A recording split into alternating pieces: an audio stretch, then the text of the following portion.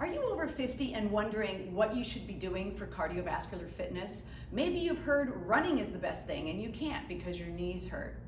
My name is Becky Williamson and I'm with Life Sport Fitness here in San Jose, and I'm here with some active aging fit tips for you regarding your cardiovascular fitness. First and foremost, the best cardio for you is the one you will do.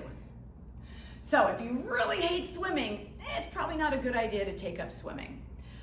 Running is great, swimming is great, anything that gets your heart rate up and it sustains that elevated heart rate for a while is ideal, and we call that steady state, meaning if we had you on a heart rate monitor, the heart rate would be about kind of the same beats per minute for a while. We want elevated beats per minute for 20, 30, 40 minutes. Most research says about 150 minutes a week is ideal for those of us north of 50. Now, what exercise should you choose? As a professional fitness coach, I say mix it up. And obviously, if you hate rowing, then don't do that one, but do others. Running is great if your joints can handle it. If you have osteoporosis, osteopenia, a little bit of running and maybe combined with hill walking might be better, so you have a little bit of impact to impact the bones, but not so much that it makes your back and knees hurt. Swimming is a wonderful full body exercise. So is rowing, stair climbing, stationary bike. Anything is fair game, in my opinion, if it gets that heart rate up and it sustains the heart rate. Do what feels best for your body, and if you can, do variety. If you do have osteopenia or osteoporosis, my suggestion is that some of those exercises, maybe not every day, should be weight bearing to stress those bones to maintain that bone mass. The second thing I wanted to talk about was interval training. First, we talked about steady state, long, lower intensity, steady heart rate exercise. The next thing we might want to consider is high intensity interval training. Some of us call it HIIT.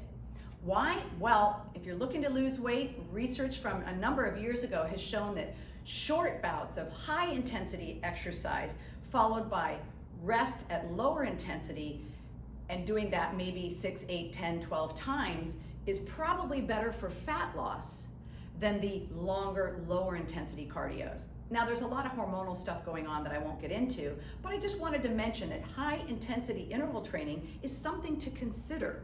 What it might look like is jumping jacks for 1 minute, and then you walk in place for 30 seconds, jumping jacks for 1 minute, walk in place for 30 seconds.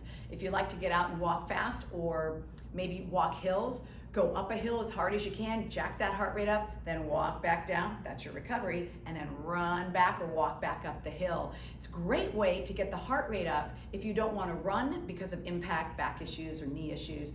But with the walking up the hill, you get that heart rate up. So there is no magic number on how many intervals do I do and what are my work and rest ratios, meaning say 40 seconds of work, 20 seconds of recovery, 1 minute of work, 1 minute of recovery. We don't really know, and studies have shown that different intervals work really, really well. My suggestion is do what works for you. If you have a track around your house, a high school track, maybe walk the straightaways, run the curves, walk the straightaway, run the curves, or mix it up and run the straightaway, walk the curve.